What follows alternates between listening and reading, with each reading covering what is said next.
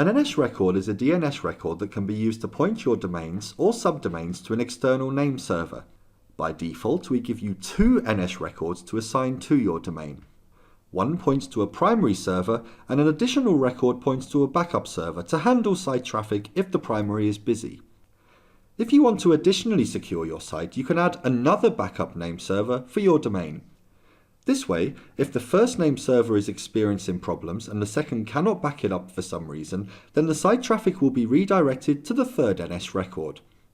To add an NS record for a domain, in the Customs DNS Records of the Domain Manager, click on the Add New Record button. After that, select the domain you want to set an NS record for from the hostname drop-down menu on the right. If the record will be added for a domain, leave the field before the drop-down menu empty.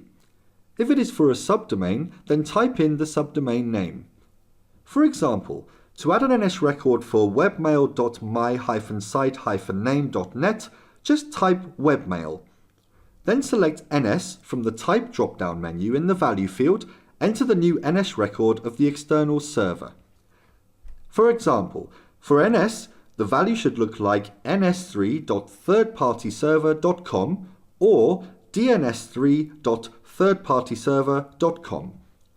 Please note that if you want your site to resolve on the external server as a backup option, you will need to have your website contents replicated on that external server too.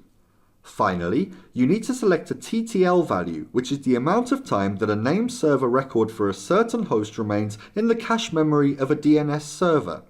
When ready, click on the Add button. The change will immediately be reflected in our database, but generally DNS propagation takes from 24 to 48 hours to complete on a worldwide basis. Now you know how to add a new NS record to a domain or subdomain.